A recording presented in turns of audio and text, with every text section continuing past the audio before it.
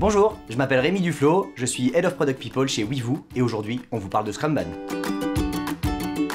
Et pour vous parler de Scrumban, je suis obligé de vous parler de deux choses d'abord, de Scrum et de Kanban. Et on commence par Kanban. Côté Kanban, ça repose sur plusieurs choses. Ça repose sur un backlog priorisé, ça repose sur du management visuel avec ce fameux tableau avec différentes colonnes, ça repose également sur le souci d'améliorer en permanence le flux de livraison des différentes stories dans le pipeline, et enfin des phases d'introspection qui permettent à l'équipe de s'améliorer en continu et d'améliorer le processus. Le petit défaut du Kanban, c'est qu'on a parfois un manque de prédictibilité et qu'on ne sait pas trop sur quoi on s'engage.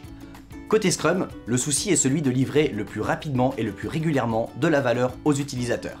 Pour ce faire, on a des cérémonies qui permettent de cadencer le travail collectif de l'équipe, on a des rôles comme celui du PO ou du Scrum Master, et enfin des itérations qui sont un ensemble de semaines consacrées à travailler sur un certain nombre de tâches définies et validées collectivement par l'équipe.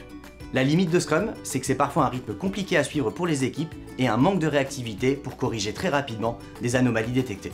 Qu'est-ce que c'est Scrumban? Scrumban, c'est simplement la fusion des deux mondes et plus précisément la fusion du meilleur des deux mondes, le meilleur de Scrum et le meilleur de Kanban.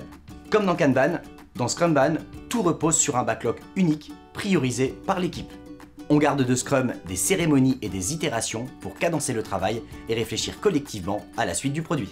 Évidemment, on garde également du Kanban ce système de board visuel avec ses différentes colonnes. Dans la théorie du Scrumban, pas de rôle prédéfini, même si dans la pratique, la plupart des équipes en Scrumban gardent les rôles du Scrum. Mais rappelez-vous surtout d'une chose, on ne choisit pas son framework a priori, on choisit son framework en fonction de son équipe, de son produit, de la maturité de l'équipe et du contexte du marché.